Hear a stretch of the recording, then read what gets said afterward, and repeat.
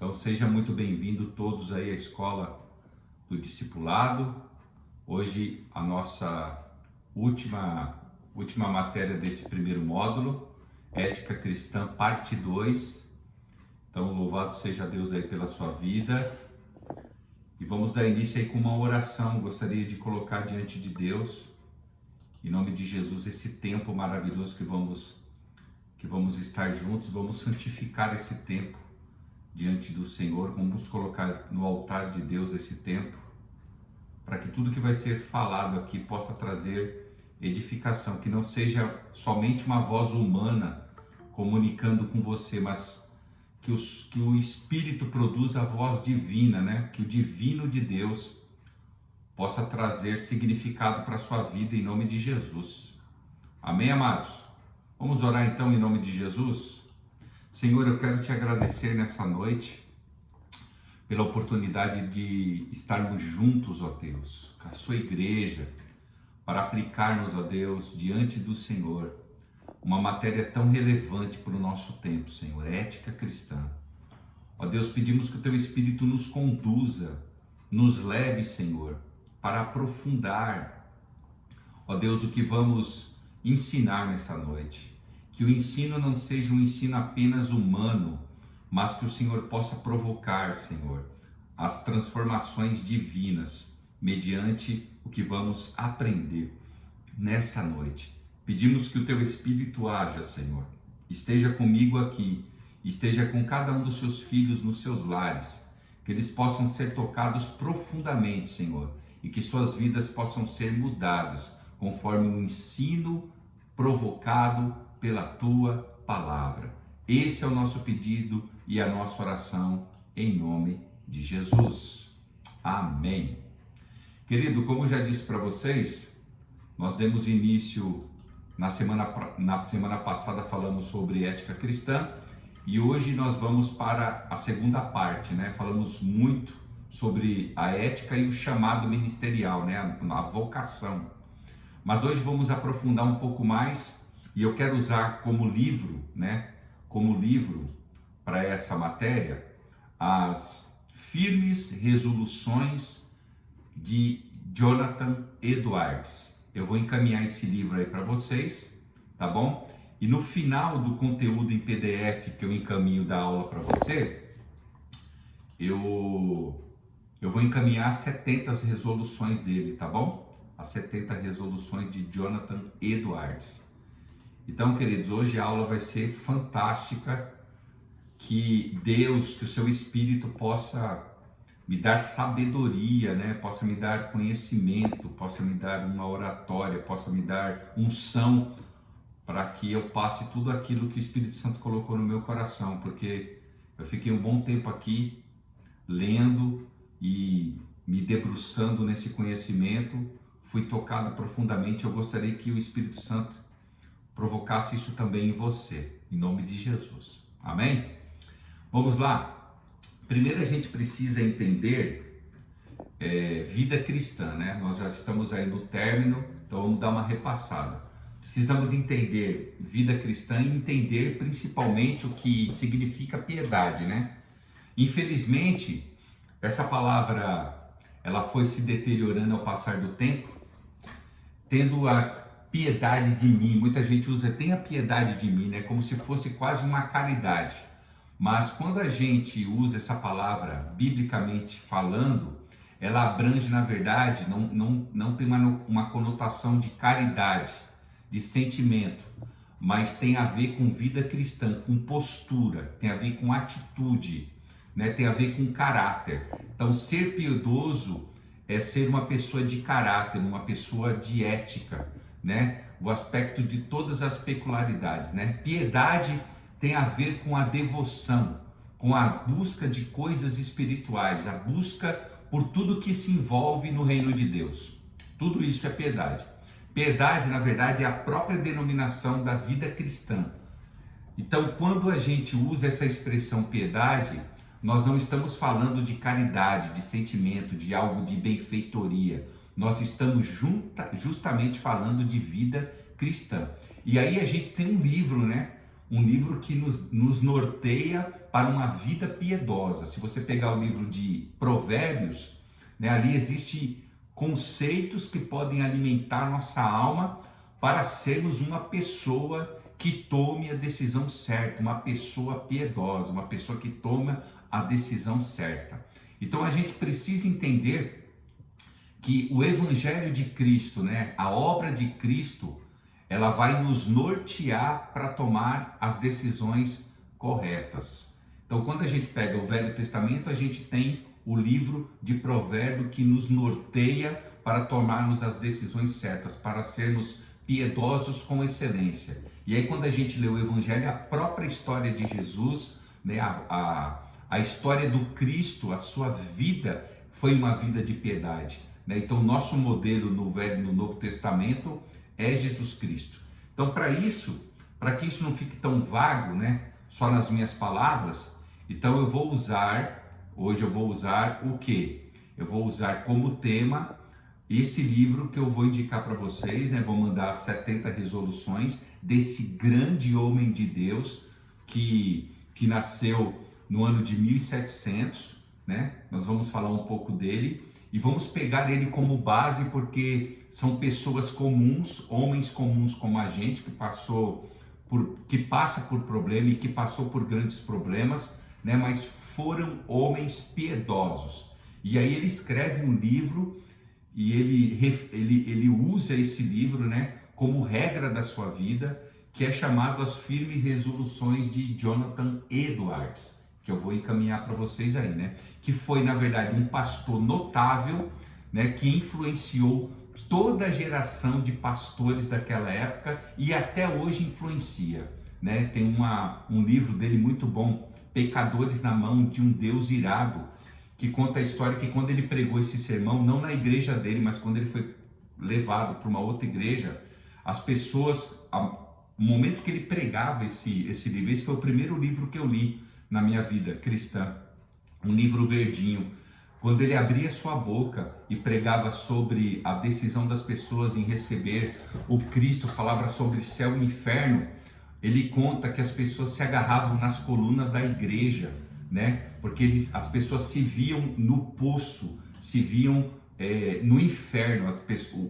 Algumas falavam que o chão se abria e elas se seguravam nas colunas do templo para não cair no inferno, de tão poderosa que foi a mensagem, né? E oxalá que o Espírito Santo pudesse nos dar esse tipo de mensagem ainda hoje, em nome de Jesus, para que as pessoas pudessem ter consciência dos seus pecados e das suas mazelas, né? Então nós vamos usar a vida desse homem hoje, né? E vamos aplicar as resoluções dele para as nossas vidas. E de presente, de brinde, vai para vocês aí essas 70 resoluções. E se você tiver oportunidade, por favor, compre esse livro que deve fazer parte da sua biblioteca. Amém, amados? Então nós vamos usar a bibliografia desse homem de Deus. Então vamos lá. Primeiro a gente precisa definir e entender o que é santidade. Quando a gente fala de santidade, vem logo em mente algumas coisas rituais, né? Coisas formais, né? A gente acha que santidade tem a ver com rituais, com coisas espirituais, né? E santidade, na verdade, na sua essência, na sua forma dramática, ela deve afetar a nossa vida em todos os sentidos, né? Principalmente com pessoas, comigo, com pessoas e com Deus. Na verdade, santidade está longe de ser algo ritual.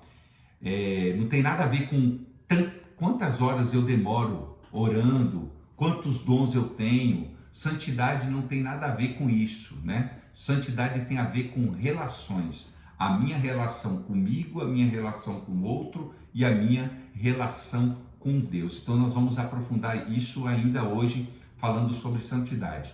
Vida cristã é uma vida que precisa ser dominada por Deus. E a ética cristã é uma ética que precisa estar debaixo do senhorio de Deus, debaixo do domínio de Deus. Significa que quando eu estou decidindo a partir de um lugar, eu estou decidindo a partir de um ponto.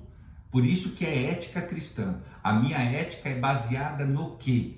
Porque, como eu disse na primeira aula, né? Existe a ética humana, né? A ética humana, a ética religiosa, a ética helenista. Existem vários tipos de ética que eu mandei o material para você. Mas aonde está baseado as nossas resoluções? Aonde está baseado as nossas decisões? Que ética é essa? Então nós usamos a ética, que é a palavra de Deus. Os nossos conceitos, os nossos princípios estão fundamentados na palavra de Deus.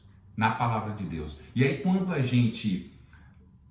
nós vamos hoje nortear a nossa aula em cima da biografia desse homem, então a gente precisa voltar no ano de 1700, onde houve um grande avivamento que aconteceu na Europa, onde existem dois grandes homens que revolucionaram a Europa e a teologia da Europa. Um grande avivamento houve na Europa, que foram o George Whitefield e o Jonathan Edwards. Naquela época, o pai de Jonathan Edwards não era qualquer um, né? O Jonathan Edwards, ele estudou em Harvard, na Universidade de Harvard, né, que é conceituada até hoje. E esse homem que a gente vai falar hoje, um grande pastor, teólogo, pastor cheio da unção de Deus, ele foi o terceiro reitor da Universidade de Princeton, né? Durante 5 meses, porque na verdade não era para ele ser reitor, Deus o levou, né? Depois Deus o levou, mas existe uma história fantástica que a gente vai falar sobre esse homem, um homem que era ético, um homem que vivia ética pura, né? O avivamento vai impressionar, porque foi no ano de 1700, e esse avivamento, né? O avivamento que acontece, a explosão das revelações de Deus para aquela época na Europa, não acontece dentro da igreja, né? O avivamento acontece dentro da universidade. Esse avivamento acontece lá, dentro da universidade. Não foi dentro de uma igreja específica, não foi dentro da igreja que Jonathan Edwards estava, pelo contrário, foi dentro de uma universidade. E de dentro da universidade começou a afetar as igrejas. Olha que loucura, né? Um homem de Deus começa um avivamento não dentro da igreja dele. Para você ver o que é ser cristão. A gente espera que aconteça alguma coisa no culto de domingo, no culto de quinta, no culto de quarta, o culto aí que você participa da sua igreja. Nós aqui da comunidade participamos no domingo, e a gente acha que o avivamento vai começar dentro da igreja. E na verdade esse homem, cheio do Espírito Santo, Deus usa a vida dele para provocar um grande avivamento dentro da universidade. Olha que fantástico, né? Olha que coisa tremenda. E aí ele começa a falar sobre o Espírito Santo diferente do que já se falava, né? na sua época. No ano de 1741, Eduardo, então, ele escreve uma obra chamado de As Marcas Autênticas do Espírito Santo. E aí ele vai definir aí pelo menos 5 marcas autênticas de quem tem o Espírito Santo de Deus, né? E a primeira marca que ele enfatiza é que aquela pessoa que tem o Espírito Santo, ela aumenta a sua consideração por Jesus. A pessoa que tem o Espírito Santo, quanto mais ela conhece Jesus, mais ela considera a obra de Jesus. E não só considera na vida dela, ela considera a obra que Jesus faz na vida das outras pessoas. E não tem nada a ver com igreja, porque a pessoa que tem o Espírito Santo, ela considera que o que Jesus está fazendo não está fazendo especificamente aonde ela congrega, na igreja A, na igreja B, no nosso caso, na nossa comunidade. A obra que Jesus está fazendo, ele faz em qualquer lugar, porque ninguém é dono de Jesus, nós que somos donos de Jesus, né? Ninguém é dono do Cristo, nós que somos do Cristo, nós somos do Cristo. Então, a primeira marca é que o Espírito Santo faz na nossa vida, é a gente considerar, nós precisamos considerar que Jesus está trabalhando na vida das pessoas, e é importante entender isso, que Jesus está trabalhando, que Jesus está mudando as pessoas, que o Espírito Santo veio mudar as pessoas. Se você não acredita que pessoas podem mudar, você não foi tocado ainda pelo Espírito Santo. Você precisa entender que o Espírito Santo está mudando pessoas. Então, talvez você tenha algum problema com uma pessoa que aconteceu, não sei, há 6 meses atrás, e de repente essa pessoa se encontra com Cristo semana passada. Acredite que Cristo pode mudar a vida dessa pessoa. Então, a primeira marca de uma pessoa que tem o Espírito Santo é acreditar que Jesus está realizando uma obra maravilhosa no nosso tempo. Essa era a primeira marca que ele acreditava. Evidenciar que ética cristã é importante. Quando o Espírito Santo age em alguém, você percebe o quanto Cristo é importante na vida das pessoas. Quem tem o Espírito Santo, ele ajuda as pessoas a crescerem na fé. Ele não atrapalha as pessoas. Pelo contrário, ele planta na vida das pessoas. Ele tem prazer de plantar na vida das pessoas. A segunda marca é levar as pessoas a deixarem suas corrupções rumo ao reino de Deus. Uma justiça de Deus é uma percepção que existe em alguma coisa que se corrompe dentro de mim. Se estou constante numa percepção disso, levando isso a ser transformado. Então, a primeira coisa, o Espírito Santo, a pessoa que é marcada pelo Espírito Santo, ela leva as pessoas a se deixarem das suas corrupções. A terceira marca é o aumento da fome de querer conhecer mais a Deus. A pessoa que de fato o Espírito Santo a encontrou, ela tem fome de Deus. Especificamente, nós estamos falando da Bíblia. Que quando o Espírito Santo começa a agir na vida de alguém, esse desejo de conhecer, mesmo que você não tenha uma forma definitiva sobre algo, mesmo que você não tenha um formato, você começa a se interessar mais sobre Deus. Mais sobre Deus. E a quarta e última, marca, o amor de Deus nas pessoas se torna cada vez mais profundo e visível. Seremos pessoas que amam mais o próximo. A pessoa que tem o Espírito Santo, ela ama o próximo. Se temos cada vez mais interesse em cuidar, temos mais interesse em se importar com as pessoas, temos mais interesse em gostar de gente, de firmarmos isso na vida das pessoas, de ajudar elas no seu crescimento espiritual.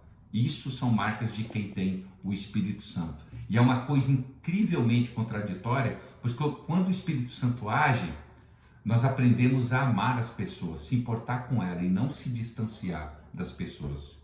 Intimidade, ela não tem a ver, então, com um código de rituais. O receber Cristo, o ter uma intimidade com Jesus não tem a ver com rituais, não tem a ver com habilidades, mas tem a ver com a possibilidade em que o Espírito Santo age em nós e nós enxergamos as pessoas que também foram tocadas por esse Espírito. Ou seja, o que Jesus disse, se as pessoas estão nuas, nós a vestimos. Se as pessoas têm fome, nós damos de comer. Se as pessoas têm sede, nós damos de beber. Quando se começa a enxergar os pequeninos do Senhor, a intimidade começa a se tornar uma coisa então real e viva para nós. Amém, amados? Essas são as 4 marcas que ele fala. Ele fala na verdade de 5, mas hoje eu vou falar só de 4, senão não vai dar tempo. Amém? Agora, como foram escritas as resoluções que a gente vai aprender aqui sobre ética cristã?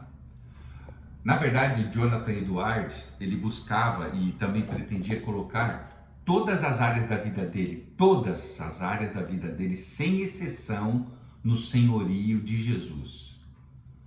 Usar a ética em todas as áreas da minha vida, área financeira, área espiritual, área no campo da sociedade, área no campo da amizade, em todas as áreas. Eu como patrão, como funcionário, em todas as áreas, Eu quero colocar Jesus como o Senhor de todas as áreas, no meu casamento, na criação dos meus filhos, no relacionamento com meus pais, com os meus primos, com a minha sogra, com o meu sogro. Em todas as áreas, Jesus é o Senhor da minha vida, em todas as áreas. Usar a ética não somente dentro da igreja ou num âmbito espiritual ou institucional. Não, a minha ética, o meu modo de ser e de me comportar está em qualquer ambiente que eu estou. Podemos então fazer uma relação como sendo um movimento de um jovem, de um ser humano querendo buscar o quê? Essa santidade. Mais uma vez, cuidado com o que você entende de santidade. Santidade precisa ser mais do que só oração, só coisas espirituais. Só quanto você ora, quanto você fala em línguas. Não é isso. É lógico que eu espero que você ore, que você fale em línguas, que Deus te use poderosamente, que você leia a palavra. Isso é lógico. Isso provoca. Uma pessoa que é salva, que tem as marcas do Espírito Santo, faz isso na vida dela. Isso são buscas, é a segunda marca. É a busca de querer mais de Deus. Mas santidade tem a ver com aquilo que as pessoas enxergam em você. Vida cristã é sobre aquilo que te guia. Vida cristã tem a ver com o seu testemunho. Santidade tem a ver com o seu testemunho, o que as pessoas estão vendo em você. São as suas diretrizes, né? Você tem bases fortes, você tem fundamentos bíblicos. Então isso é santidade. É quando você se encaixa verdadeiramente aquilo que você fala, aquilo que você lê, aquilo que você professa como fé cristã. Isso é importante a gente entender. E eu devo saber que eu estou tirando, em cima daquilo que eu decido, das minhas resoluções, eu estou tirando as minhas convicções, eu estou tirando os meus sentimentos, eu estou tirando os meus pensamentos para que o senhorio de Cristo seja o centro da minha vontade. Eu quero que Cristo seja o centro. Eu quero que Ele seja o centro. Tudo deve ser muito baseado biblicamente. Então, por isso que a pessoa que ama, que já tem o Espírito Santo, as marcas de quem tem o Espírito Santo é isso, é paixão pela palavra de Deus, paixão por aquilo que Deus quer que a gente faça. Nossa regra de fé é a palavra de Deus. Se você não tem prazer de ler a palavra de Deus, isso mostra que talvez o Espírito Santo ainda mudou a sua vida. E aí Jonathan Edwards vai falar sobre isso. E pensar também que a gente não é capaz de ser agente de santificação. A gente não é capaz de ser agente.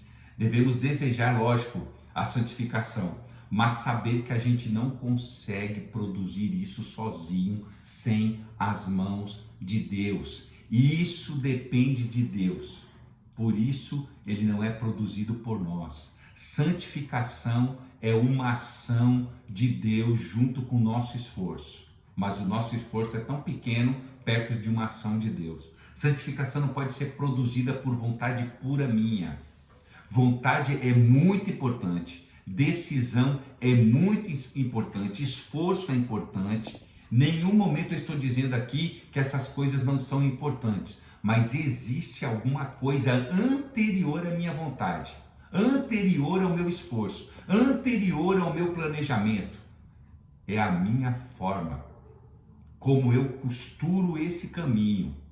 É uma ação de Deus. Você deve entender uma coisa, que existe um motor, existe um combustível que me leva a ter uma vida santificada, chamada graça de Deus. A graça de Deus é o combustível que me leva a viver uma vida de santificação. É como um casamento, né? A graça e o esforço é uma dependência do Espírito Santo. É o esforço conduzido pela graça de Deus. O esforço, ele não vai substituir a graça. E nem a graça vai substituir o esforço. Na verdade, os dois são acompanhados. Por mais que você entenda, principalmente hoje, nesse ano de 2020, lógico que o esforço é importante para a gente alcançar coisas, né? Sabemos que sem o esforço a gente não chega a lugar nenhum, mas a gente precisa compreender que por baixo desse esforço existe uma fonte, existe uma origem, que fará com que esse esforço ganhe algum significado. O motor propulsor desse esforço nosso de querer mais de Deus tem a ver com uma ação do Espírito Santo. Se você notar bem, perceba que há pessoas que se esforçam e outras pessoas que não. Depende das pessoas que se esforçam. Você vai perceber que existem pessoas que não dão nada e existem pessoas que dão tudo. Existe, lógico, esforços que transformam a vida e esforços que multiplicam. E quando eu falo de esforço, é lógico que eu falo também de sucesso. O sucesso na área profissional, o sucesso na área familiar, o sucesso na área financeira, né? Em todas as áreas. Existem pessoas que vivem a transformação por causa dos seus esforços. Lógico, mas vamos dar aqui um exemplo bem rápido e que tem tudo a ver com a gente. O exemplo da nossa realidade no Brasil. Ao contrário do que muita gente pensa, o Brasil tem a carga horária de trabalho que é a maior ou uma das maiores do mundo. Lógico que nós temos um monte de feriado, lógico, seguramente nós somos um povo que temos a maior carga horária de trabalho do mundo. Ou seja, apesar desse esforço do brasileiro, nem sempre se transforma em alguma coisa, num desenvolvimento, como diz a nossa bandeira, de ordem e de progresso o esforço do trabalho. Concorda comigo? Nem todo mundo que trabalha muito ganha o tanto que ele trabalha. Ou seja, esforço sem casar com a graça não vai dar nada. Então a peça-chave, vamos colocar isso na vida espiritual, na santificação, a peça-chave para o sucesso do nosso esforço é a graça de Deus. Santificar não tem nada a ver com o movimento da gente viver dentro da igreja. Santificação, na verdade, vir para a igreja mostra que eu de fato tenho prazer de estar diante de Deus para aprender da tua palavra. Ou seja, isso é só um movimento, porque isso já aconteceu em mim. Eu já disse isso para vocês em várias ministrações. O culto é só para fazer a gente transbordar. O culto não é para nos encher. Eu me encho antes do culto, durante a semana. Eu oro, eu leio a Bíblia, eu faço as minhas caridades. Eu sou discípulo de Jesus em qualquer lugar. Quando eu chego aqui na igreja, eu já transbordo. Eu já transbordo. É isso que a gente deve estar pensando. É isso que a gente tem que ter em mente. Esse movimento de viver todos os lugares, em qualquer lugar, inclusive na igreja. Porque é aqui que a gente aprende também sobre isso. É um curso desse que a gente está dando que abre um leque sobre a santificação. Uma coisa, na verdade, é você tomar uma decisão e você tomar essa decisão várias vezes na sua vida. Outra coisa completamente diferente é você manter a sua decisão. E outra coisa ainda maior é manter a sua decisão e fazer com que essa decisão que você tomou frutifique de uma maneira adequada, que glorifique a Deus. Olha que interessante. Então a gente já vê que a santificação, ela tem que glorificar a Deus.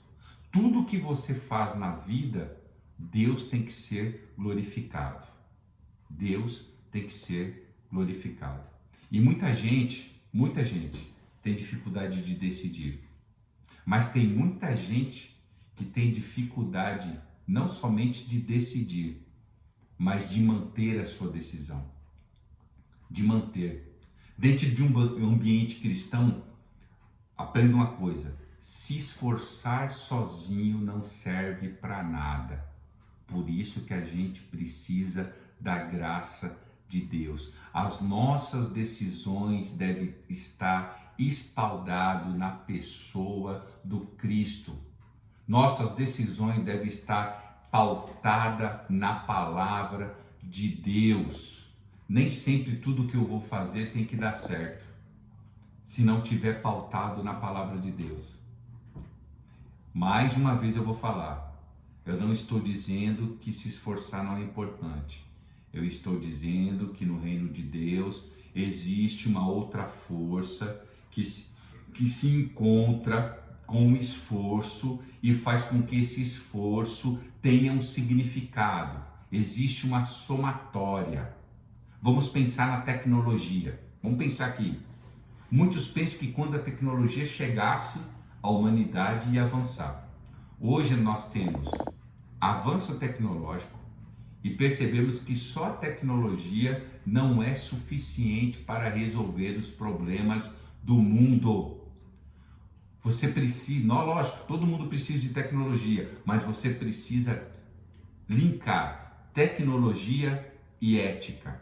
Você precisa de caráter para que essas pessoas possam se unir à tecnologia, que haja soluções de problema.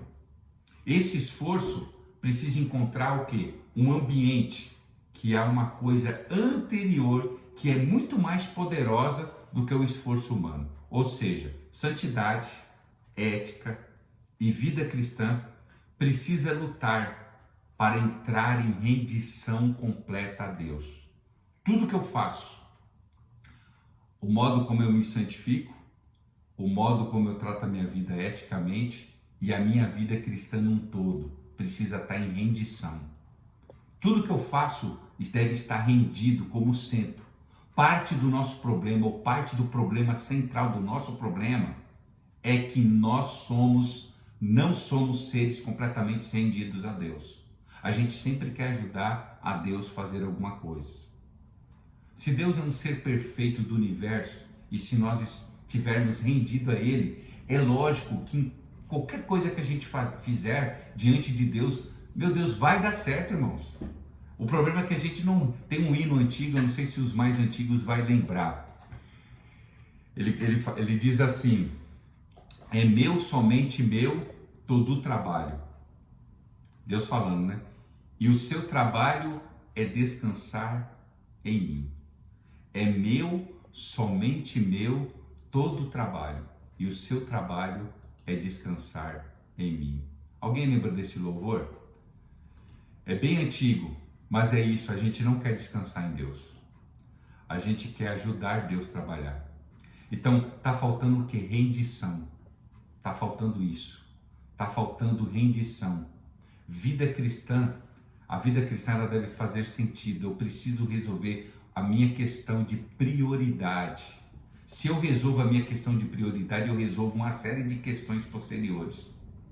A quem a minha vida pertence? É isso que você deve se perguntar. Quem a sua vida pertence? Você é propriedade de quem? Uma coisa é você viver uma vida própria e outra coisa é você viver uma vida em Deus. Uma coisa é você viver uma parte da sua vida com Deus, uma área da sua vida você entrega a Deus e a outra área você não entrega a Deus. Ou seja, Deus quer você por um todo. Deus quer você em um todo. Deus quer você por inteiro. Aqui está o primeiro desafio. Não é o seu esforço, é o próprio Deus agindo em você. E aí eu relembro de novo que eu não estou dizendo que não deve ter dedicação, que não é importante se dedicar, mas toda dedicação deve ser movida por Deus. Porque às vezes a gente está fazendo alguma coisa, eu ouvi isso de um pastor, isso me chamou muita atenção. Quando você está fazendo alguma coisa e está cansando, é porque Deus não mandou você fazer, ainda que seja algo de bom. Se você está cansado fisicamente, mentalmente, né? Se você está perdendo na sua saúde, no emocional, física, se você está se deteriorando, ainda que seja para fazer alguma coisa boa, e você está fazendo para Deus, talvez você está fazendo para Deus, mas a pergunta é, Deus pediu para você fazer? Esse é o grande problema. Deus pediu para você fazer? Esse esforço está linkado, está casado, está entrelaçado com a vontade de Deus?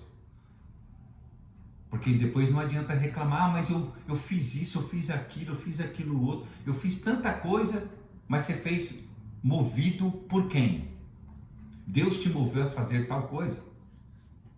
Então, o primeiro momento deve ser um movimento de Deus para você fazer tal coisa, né? O movimento precisa ser contínuo, deve ser constante. Essa ação de Deus é aquela sensação que você precisa se sentir fortalecido. Tudo que você faz, Isaías 40 não diz isso? Ele vai te fortalecer, você vai criar asas, vai ser renovado, as suas forças é renovado em Deus. Era isso que esse homem queria passar para a sua geração, né? Entender prioridades na nossa vida. A ética faz isso, a ética começa a peneirar as prioridades. O que é prioridade? O que eu devo fazer? O que eu devo fazer como discípulo de Jesus? Muita gente não peneira, ela não faz as suas escolhas voltadas naquilo que Deus quer, né? E aí, quando a gente vê ética nas prioridades, a gente vê o que Jonathan Edwards diz, né? Tem uma frase aqui que eu vou ler aqui para vocês. Ele diz assim: farei tudo o que considerar ser o mais importante para a glória de Deus. Resolvi fazer da glória de Deus o sumo bônus, meu supremo bem. Tudo o que eu decidir fazer, eu decido fazer, porque a última instância sei que isso vai glorificar o nome do Senhor. Olha aí, quando a gente coloca tudo que a gente faz, o que você está fazendo hoje, está glorificando a Deus? Ética cristã tem a ver em realizar uma série de coisas que no final as consequências têm que ser glorificar a Deus. Por isso nós temos que abrir a nossa consciência de uma forma que seja possível. Porque para dar glória a Deus em relação a tudo que a gente fizer dentro da igreja e fora. O grande problema é que as pessoas fazem as coisas para que recebam sua própria glória. Pessoas querem receber sua própria glória, os seus próprios, quer receber elogios e não para a glória de Deus. E aí, meu irmão, você pode fazer tudo. Se você está esperando alguma coisa, esse esforço que você está tendo não foi movido pelo Espírito Santo. Porque aquele esforço que foi movido pelo Espírito Santo, pode ter certeza, está glorificando a Deus. Então eu não vou esperar nada de ninguém. Quer um exemplo disso? Esse próprio Jonathan Edwards, pastor de uma igreja, ele recebeu um convite para pastorear as igrejas da época dele, as mais influentes. E sabe o que ele escolheu? Sabe o que ele escolheu? Ele viu, pastorear é de Deus, não é? Você concorda comigo que pastorear uma igreja não seria de Deus? Sim ou não? Lógico. Ah, não. Eu fui convidado para pastorear uma igreja. Aonde? Lá no Rio de Janeiro. Nossa, é de Deus. Lá em Atibaia, é de Deus. Lá no Arraial do Cabo, é de Deus. Eu vou ser pastor de uma igreja. Só que ele orou a Deus. Ele falou, o meu pastoreio lá nessas igrejas que estão me convidando, vai glorificar a Deus? E ele orou. E sabe qual foi o resultado? Deus falou para ele, não. Eu quero te levar para uma tribo indígena. Eu quero que você ensine os índios de uma igreja. Deus mandou ele discipular índios, porque aquilo ia glorificar a Deus. Discipular os índios ia glorificar a Deus. Por isso que é necessário que nós percebamos quais são as nossas motivações e por que nós vamos continuar fazendo para Deus. Ética cristã tem um diferencial incrível. Não é o que você vai trabalhar. Não tem a ver com quem você vai namorar. Não tem a ver com quem você vai se divertir. Tudo isso é fruto de uma decepção teológica equivocada. O ponto central é o que move o seu coração, o que te impulsiona. Você pode ter várias razões secundárias. Você pode ser movido por tudo, mas principalmente o seu movimento tem que ser para a glória de Deus.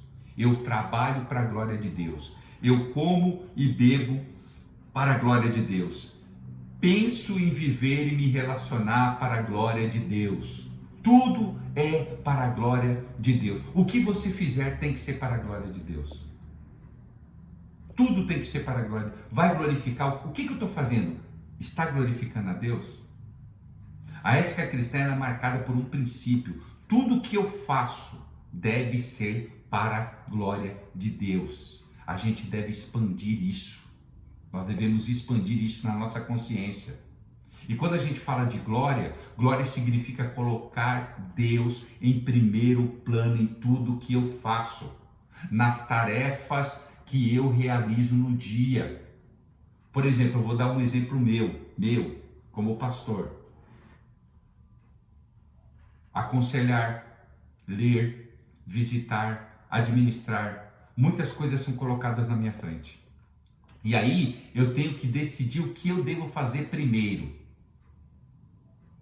Eu devo me relacionar com cada situação.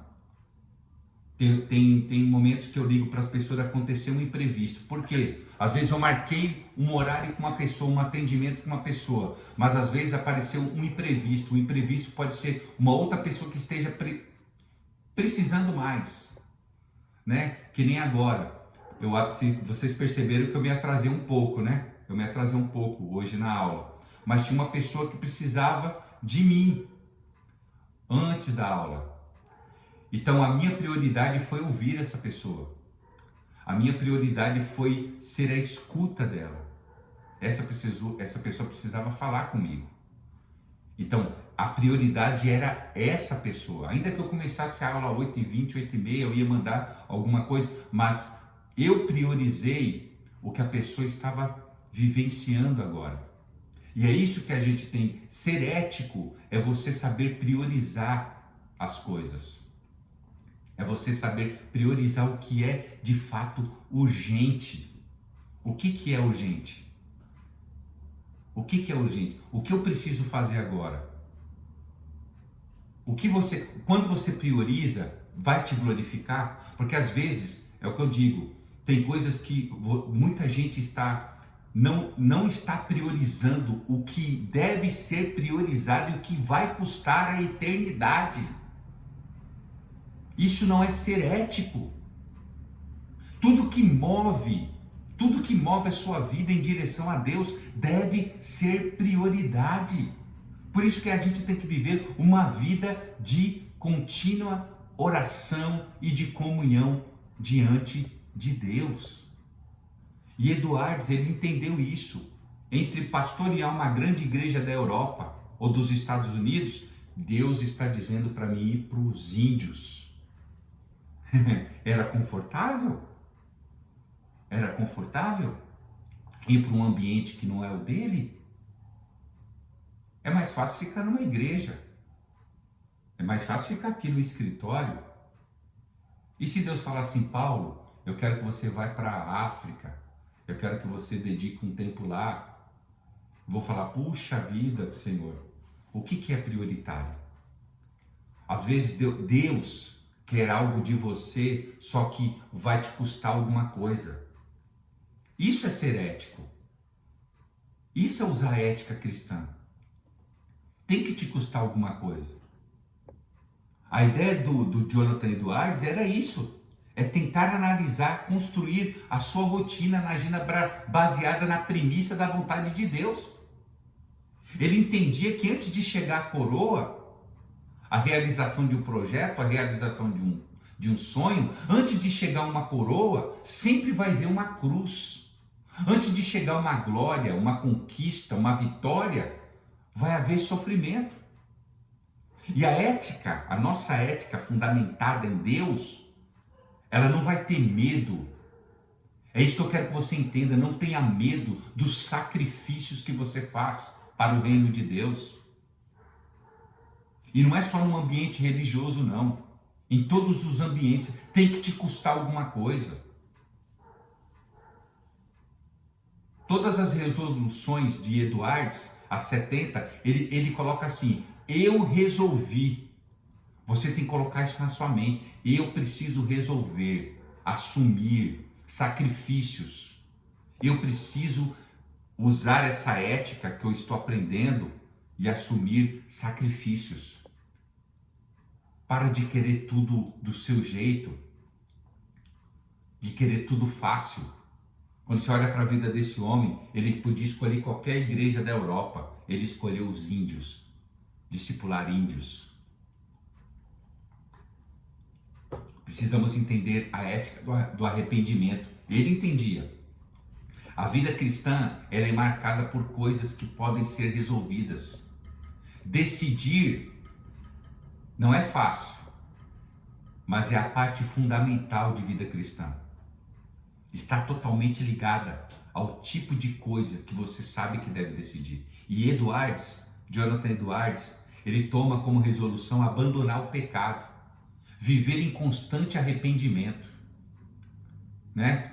Isso, para nós, é uma coisa muito difícil, né? Porque muitas vezes viver em arrependimento é visto na nossa sociedade como uma coisa negativa, né? Ruim. Mas Edwards entende biblicamente o arrependimento ele é justamente o motor que nos permite chegar mais longe diante de Deus, perceber que a gente errou.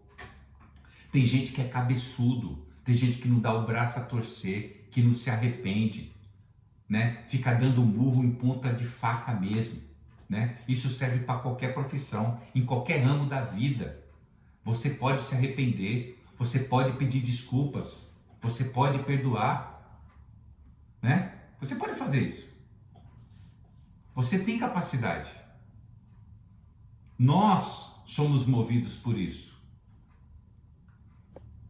Eu e você precisamos ser movidos. Movido por isso, por essa questão de arrependimento. Se não está bem, se esse sentimento não está bem, se os seus pensamentos não estão bem, se essa atitude não deu certo, se essa raiz, a essência, ela precisa ser transformada. A nossa essência pecaminosa, ela só é transformada pelo poder do arrependimento. Lembra do jovem que pediu para o pai, pai, me dá tudo. Foi embora. Ele conversa com ele mesmo e caindo em si, ele se arrepende. E ele se arrepende ao ponto de falar assim, eu não vou para ser filho do meu pai, eu vou para ser um empregado. Ou seja, ele cai na sua essência, ele se transforma, ele se arrepende. Muitas vezes, a gente, lógico, nós temos essa tendência, querido, nós vamos desviar das nossas rotas, nós vamos desviar das nossas resoluções, das nossas decisões. Mas logo depois desses desvios, existe um momento que a gente recobra a nossa lucidez. O jovem pediu para o pai, pai, olha, eu pequei contra o céu, contra a terra, não sou digno de ser chamado. Ele já tinha feito o discurso. O pai esquece, não filho, já está perdoado. Eu já estava te aguardando. Vai ser melhor para a gente quando a gente se arrepende. Talvez você está precisando se arrepender. Pedir desculpas, pedir perdão, reconhecer que você errou. Nós temos uma dificuldade de reconhecer nossos erros. Às vezes a gente quer reconhecer os nossos erros lá no cantinho do nosso quarto com Deus, mas às vezes você tem que reconhecer seus erros com pessoas, você tem que pedir perdão para as pessoas, você tem que dizer, eu errei. Eu pensei desse jeito, eu disse desse jeito, eu errei, me perdoa. Você precisa ser assim. E Jonathan Edwards, ele ensina isso. Isso é ser ético. Não é manter a sua cabeça dura, o seu orgulho. Ele percebia que pecados vêm do temperamento e pecados vêm de relacionamento. Ele estava profundamente comprometido a olhar tudo que estava no seu temperamento, no seu relacionamento. Porque às vezes nós pecamos por causa do nosso temperamento e às vezes nós pecamos por causa do nosso relacionamento. Mas quando vem a lucidez, nós podemos enfrentar isso dentro da gente. Como é bom a gente ter um coração assim, né? Um coração assim. Quando essa ética está fundamentada, isso se torna mais fácil. Eu não tenho medo de chegar no altar da igreja Eu não tenho medo, vocês me conhecem, os mais velhos e os pessoal que está chegando agora. Eu não tenho medo de reconhecer o quanto eu errei e quantas vezes eu já pedi perdão para as pessoas daquilo que eu errei. Eu não tenho vergonha de dizer as minhas fraquezas e não estou nem aí para quem acha que eu sou um fracote. A Bíblia diz que quanto mais fraco eu sou, mais forte eu sou em Deus. Eu sou em Deus.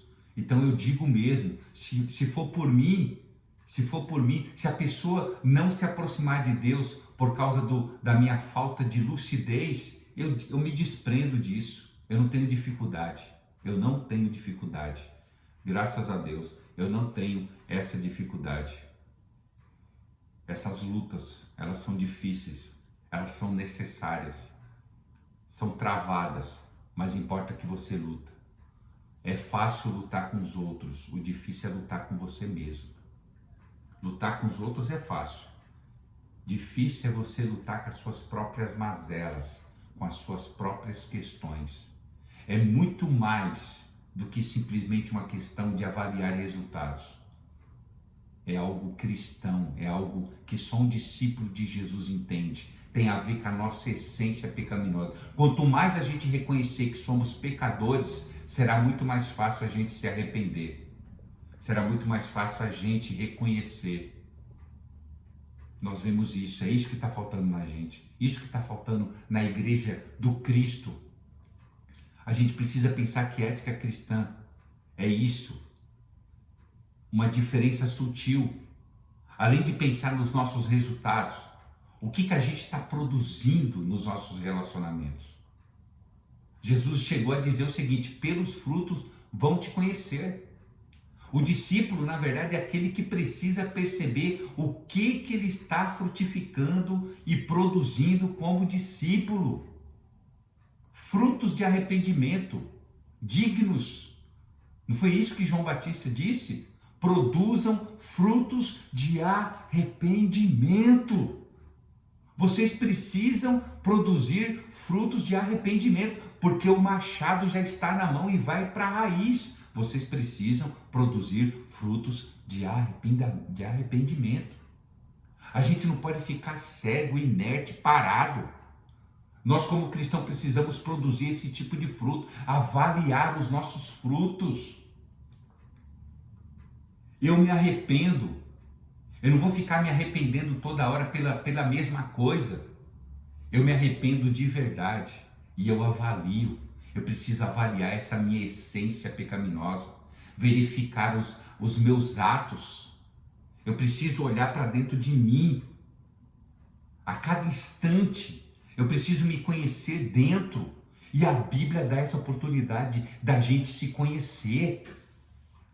A Bíblia é o manual dessa máquina humana. Nós somos uma máquina e a Bíblia está aí. A Bíblia está nos mostrando. Essa máquina precisa de algo. Essa máquina precisa de um mecânico para consertar ela. A graça de Deus, o Cristo. Cristão é alguém que está avaliando sempre, está se arrependendo, está se aperfeiçoando, inclusive na sua própria essência. Se arrependa, meu irmão. Viva uma vida de arrependimento. Reconheça seus pecados. Reconheça suas falhas. Reconheça suas fraquezas. Seja ético com você mesmo. Comece a exercer ética com você. Seja verdadeiro com você. Quanto mais verdadeiro a gente for com a gente, mais fácil será a aproximação. É isso que o Espírito Santo faz. Você quer saber se o Espírito Santo está dentro de você e está realizando uma obra? Você vai se arrependendo, você vai se olhando, você vai se olhando no espelho. A palavra de Deus vai te dando isso, é o espelho do que você precisa ser. Se você não tem dificuldade de se arrepender, de pedir perdão, dificuldade de reconhecer seus erros, isso mostra que o Espírito Santo não realizou ainda a obra salvífica do Cristo na sua vida. Se existe uma cruz, existe por causa da gente. É isso que Eduardo entendia. Ele entendia que ele era o causador da cruz. Eu sou o causador da cruz. Se existe cruz é porque eu sou responsável. Se Jesus morreu foi por causa de mim. Ser responsável pela cruz é no sentido de que a cruz é uma necessidade. Uma necessidade. Porque existe alguma coisa em mim que precisa ser refeita, precisa ser reprogramada, precisa ser reconsiderada. Viver simplesmente sem entender essa responsabilidade é viver, querido, uma vida superficial, é viver responsabilidade. Nós devemos viver a responsabilidade da cruz, não como se fosse uma questão de autoflagelação, não é esse sentido, não é no sentido de se mutilar, no sentido de se destruir, mas no sentido da gente perceber que a gente é pecador, tal como Paulo disse isso. Ele percebeu que ele era o principal dos pecadores. Se a palavra fala comigo, se eu sou um pregador da palavra, se eu estou pregando a palavra e as pessoas estão se convertendo, é porque na verdade eu me converti também. A mensagem sai de mim, eu preciso entender isso. Eu estou ensinando para vocês aqui, mas isso vem de mim, eu preciso reconhecer isso. O meu ensino tem que partir primeiro da minha consciência, de um olhar de que eu sou o principal pecador. Eu estou pregando da minha vida, só estou dizendo de pecado porque eu sou um pecador, eu não sou santo, a minha santificação não depende de mim, depende de uma ação de Deus. Então eu não julgo ninguém, eu deixo que Deus faça isso, que o Espírito Santo revele isso, que o Espírito Santo ilumine Jesus. Eu preciso entender isso. Isso é justamente combater um orgulho que é natural nosso. Quando a gente vê alguém caindo em alguma área, nós temos que ver, né? Alguém, Jonathan Eduardo entendia isso quando alguém vinha relatar que ele caiu, que ele pecou, que ele transgrediu. A nossa ideia é, nossa, como essa pessoa, né? Nossa, como que essa pessoa fez isso? Nossa, que atitude, como que a pessoa conseguiu fazer isso? Jonathan Eduardo, não. A gente precisa ter esse ar de superioridade. Nossa, ela fez isso, eu nunca faria. Eu sou, pelo amor de Deus, cara. Não. Jonathan Eduardo, ele tinha um costume de quando ele tinha acesso às confissões das pessoas, ele buscava enxergar aqueles erros dentro dele e pedia perdão como se fosse ele. Quando alguém vem te confessar um pecado, o que ele caiu, se coloque no lugar da pessoa. Diga assim, Senhor, me ajude também. Ele imaginava assim, o Jonathan Eduardo, ele imaginava assim, meu Deus, esse pecado está escondido em mim. E se o Senhor trouxe essa pessoa para confessar, porque talvez está isso no meu coração. Olha que tremendo. Senhor, se o Senhor trouxe essa pessoa para eu ouvir o pecado dela, porque isso ainda está dentro de mim e eu preciso me libertar. Eu não vou me exaltar porque eu não caí. Eu não vou sondar o meu coração de forma orgulhosa. Eu nunca faria isso. Meu Deus, e eu fazer isso? Não. Talvez é um pecado que está oculto e Deus está te dando oportunidade. Deus está te dando oportunidade para você não cair. Esse homem, o Jonathan Edwards, estava sempre comprometido a enxergar o progresso daquilo que é espiritual. Não como uma causa numérica, uma percepção de estar abandonando esse pecado, mas de reavaliar vez após vez, enxergando a sua própria essência. Quando a gente fala de abandono de pecado como ética, como princípio para a gente tomar decisão, é decidir também pensando que nós estamos lutando contra o pecado todas as vezes. Por isso que a nossa ética deve estar fundamentada no arrependimento. Nossas decisões precisam estar marcadas, nós precisamos estar fundamentados, conectados a essa percepção.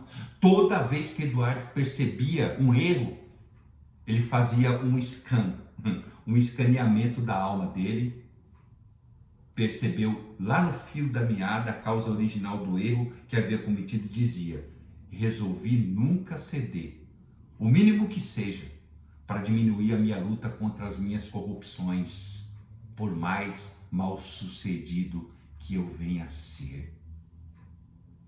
Eu caio e eu digo diante de Deus: Deus, olha como eu sou pecador, me ajuda. Por diversas vezes é assim que tem que ser. Devemos lutar. Nós temos um advogado que é Jesus. Diversas vezes isso acontece, fracassamos. Porém, esse fracasso ele não pode ser uma desculpa para a gente parar de lutar contra as nossas corrupções. Não tem jeito não. Continue lutando. Continue lutando. Vai chegar uma hora que o Espírito Santo vai linkar com o seu esforço e vai te libertar. O que você precisa de libertação?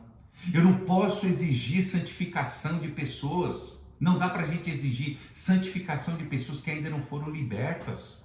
Como que eu posso exigir que uma pessoa seja santificada, que mude atitude, se ela nunca se libertou, se Cristo nunca encontrou essa pessoa?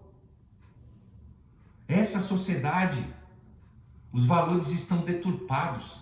Hoje as pessoas dão mais vazão à autoavaliação, à autoestima, são idolatrados.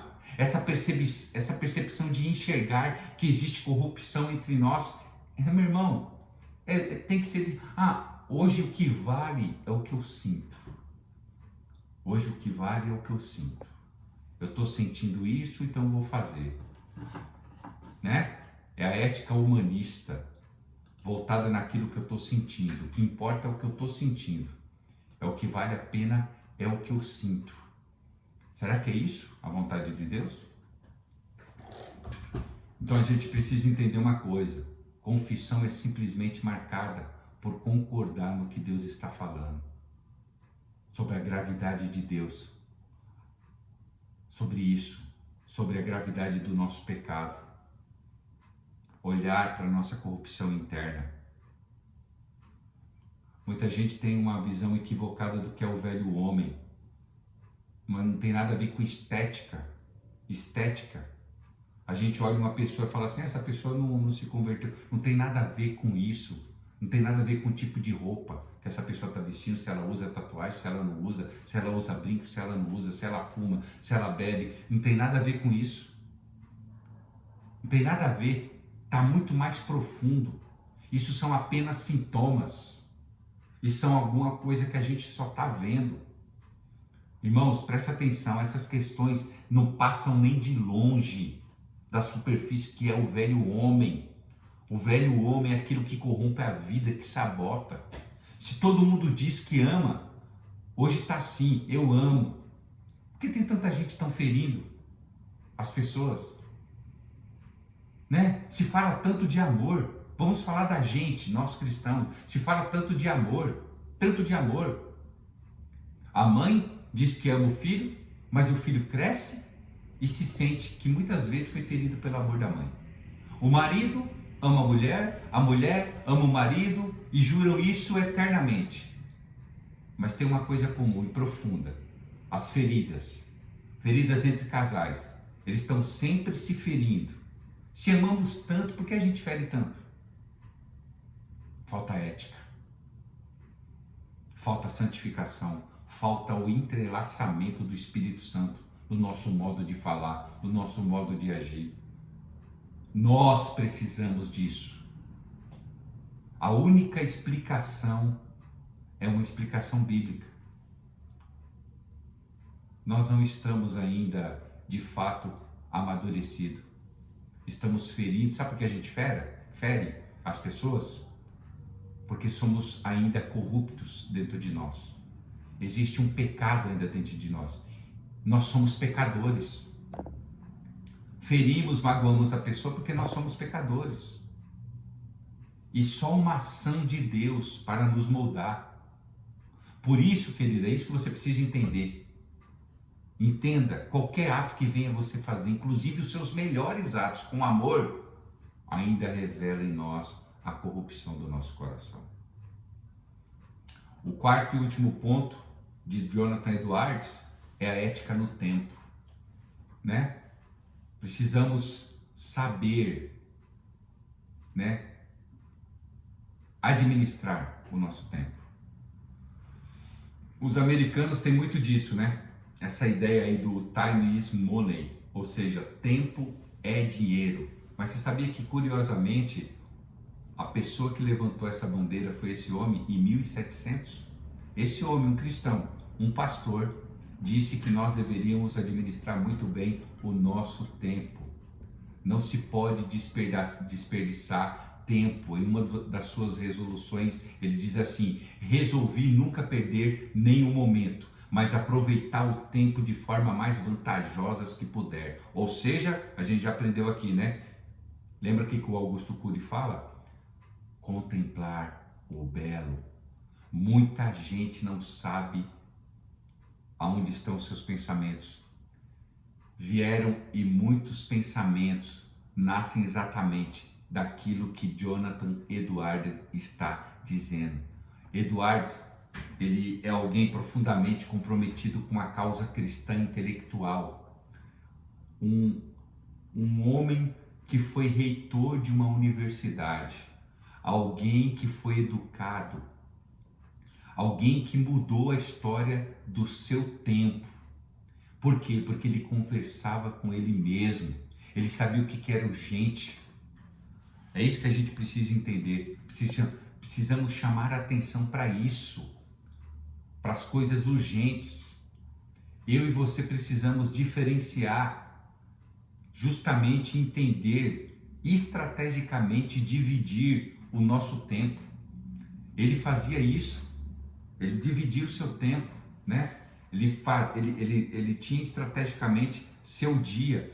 Ele levantava às 5 horas da manhã e das 5 horas da manhã até às 7 horas da manhã ele tirava para o período de oração dele. Ele pegava as 24 horas do seu tempo e dividia muito bem, muito bem. Ele sabia, né? Ele entendia que era importante os exercícios físicos. Ele entendia isso, né? Eu tive uma experiência há uns 8 anos atrás, né? Que alguns irmãos sabem, né? O tempo que eu fiquei internado. E aí a gente começa a dar valor pro tempo, né? Quem já teve esse tipo de problema, né? Quem já ficou internado sabe, né? Exatamente essa experiência, né? Quando a gente está lá no leito de hospital, algumas coisas perdem a importância. Essa experiência é assustadora, né? A gente vê que, puxa vida, eu estou aqui, fiquei 12 dias lá, e a gente achando, o que está acontecendo do outro lado? Né? Então, a gente anda muito, correndo muito, querendo fazer muitas coisas, mas aí a gente fica doente, tudo para. E aí se para a nossa vida, as pessoas param por isso. E Jonathan Edwards, ele entendia isso, que era importante a gente entender sobre o tempo. Gente que não quer perder tempo, né? Gente que usa a frase dizendo o seguinte: eu não posso perder tempo. Algumas pessoas desperdiçam o seu tempo, né? Curtindo momentos, indo para festa, para baladas. Outras aproveitam o seu tempo, né, para gastar com a sua família. Seja como for, o que a gente precisa é administrar o nosso tempo, usando a disciplina, né? E Jonathan Edwards, ele diz em uma das suas resoluções o seguinte: resolvi que enquanto estiver vivo, viverei com todas as minhas forças, e para eu viver com todas as minhas forças, eu preciso ter disciplina, eu preciso ter foco, eu preciso estar completo no lugar. Alguém aqui já lembra? Não sei, eu indiquei esse livro para vocês, esse filme para vocês. Poder Além da Vida. Fala muito sobre isso, né? Estar inteiro no lugar, né? Inteiro. Eu preciso administrar o meu tempo e preciso estar inteiro em um lugar. E tem coisa que hoje a gente vê que a sociedade não está inteira. Nós estamos num lugar, como eu falei no domingo, mas a nossa mente está em outro. Com celular, mídias sociais, né? É difícil a gente estar inteiro. Às vezes a gente está com uma pessoa aqui e nós estamos com o celular falando com 4, 5. Nós não estamos inteiros, né? E é ético. Você está no lugar e está no celular falando com outras pessoas? Será que isso é ético? Será que não é? Você não deveria estar inteiro naquele lugar? Então a gente vê que a tecnologia não veio nem sempre somar, né? Às vezes veio atrapalhar. Então a gente precisa entender que devemos estar inteiro no lugar. A sensação de desperdiçar a vida cresce muito mais porque a gente não se sente inteiro. E Jonathan Edwards promete que enquanto ele estiver vivo, ele viveria com todas as suas forças, e essa é uma atitude de um cristão. Viver inteiro e não viver pela metade. Por isso, até mesmo nas questões da alimentação, do exercício, o que ele fazia? Ele levantava cedo e cortava a lenha durante meia hora, porque ele achava importante cortar lenha, caminhar e cavalgar, ou seja, o cuidado físico fazia parte também da sua vida, entregar-se por inteiro. E por último, né, para a gente concluir, a ética na prática do amor, né? Eduardo, ele resolve esforçar demonstrando amor. Como a gente demonstra amor com ética? Muitas vezes a gente entende que amor é uma coisa que flui e que é natural. E na verdade, muitas vezes o amor é uma coisa que precisamos nos esforçar para manifestar e nos movimentar nessa direção. Por isso que exige demais, isso é muito importante, a ação de Deus. Às vezes nós esperamos que o outro demonstre amor. Edwards diz que ele resolve não ficar esperando que o outro demonstre amor por ele. Ou eu devo demonstrar amor primeiro para essa pessoa. Se elas querem demonstrar isso, o problema é delas, né? Eu faço a minha parte. Alguém lembra aqui da passagem de Jesus? Quando ele mesmo, Jesus, ele mesmo decide lavar os pés dos discípulos. Quem deveria ter feito isso eram os discípulos, mas ele se prontifica a fazer. Então, não espere.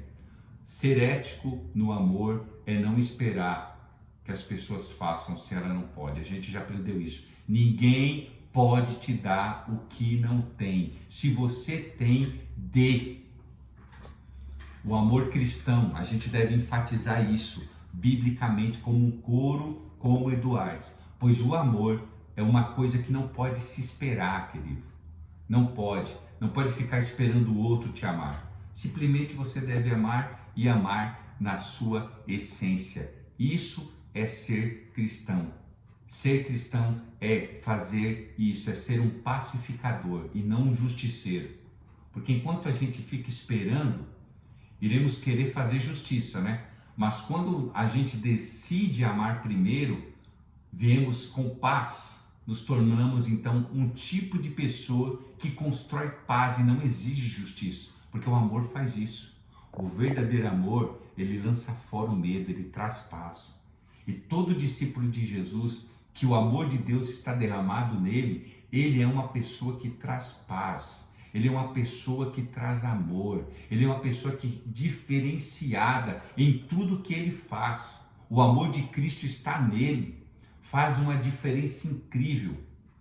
Uma coisa é você viver construindo pontes de paz e outra coisa é você viver como um justiceiro, esperando justiça, sendo um agiota da emoção, como diz Augusto Cury, né? Esperando o outro. Você dá alguma coisa e espera que o outro te devolva. Ninguém pode dar o que não tem. Coloque isso na sua cabeça.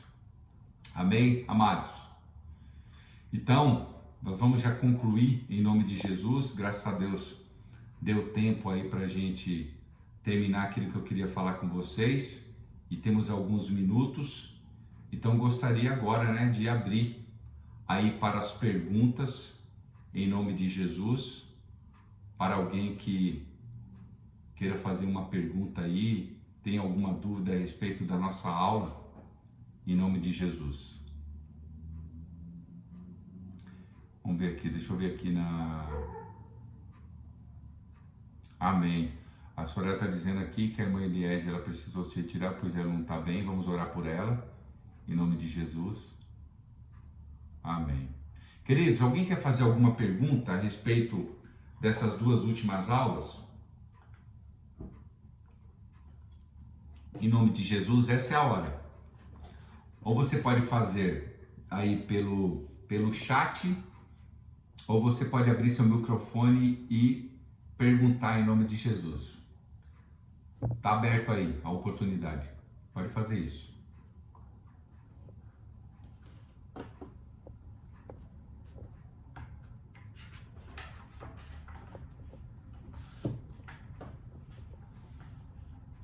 Ninguém, irmãos?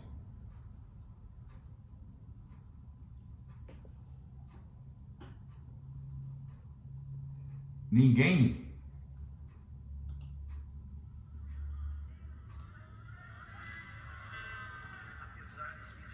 Todos entenderam? Eu acelerei hoje, né? Acelerei bastante hoje, né? Vamos lá, irmãos. Em nome de Jesus.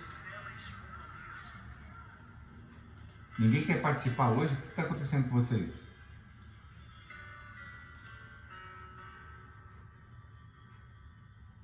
Tá todo mundo quietinho? Vocês estão com fome?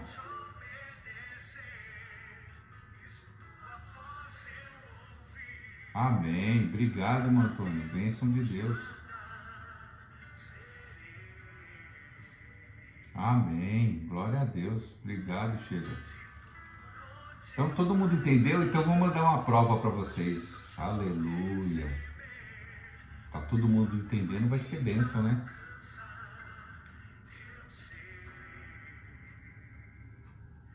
Certeza? Ninguém?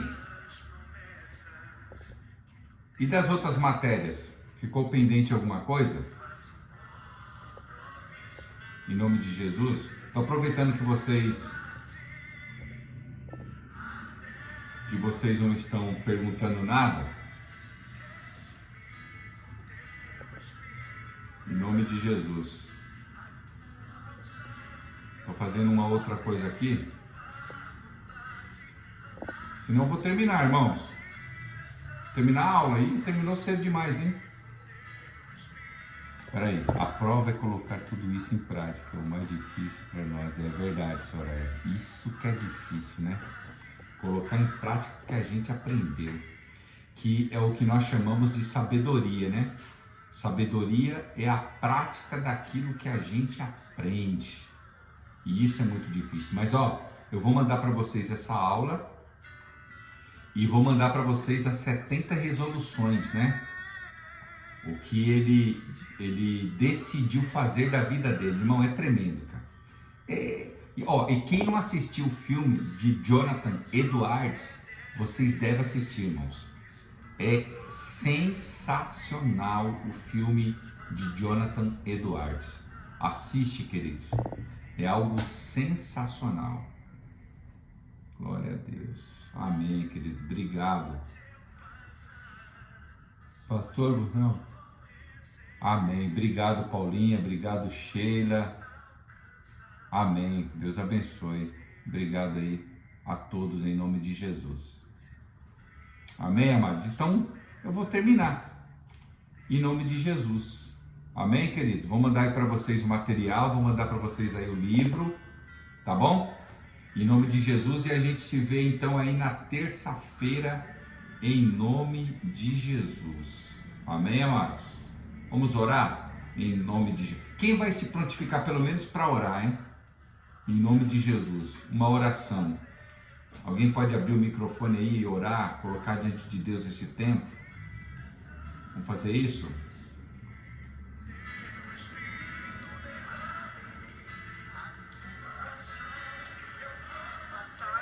Amém.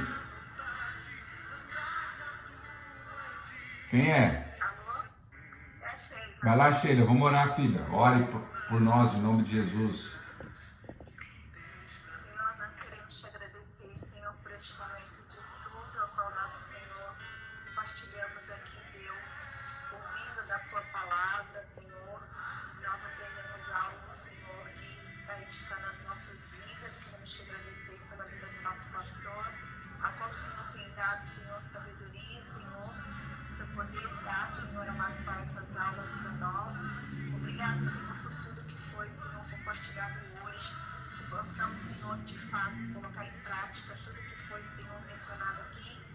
nosso entendimento, Senhor, seja edificado, Senhor, para o nosso crescimento espiritual. É o que nós te pedimos e te agradecemos. Que o Senhor acompanhe, Senhor, e seja com cada um, Senhor, visitando a cada um, Senhor, que assistiu essa aula, e que possa, Senhor, ser germinado sobre cada coração o que foi compartilhado hoje. E tudo para a glória do teu nome. Amém. Amém. Glória a Deus, querido. Deus abençoe a vida de vocês. Boa semana em nome de Jesus. E até domingo para a glória de Deus. Fiquem na paz.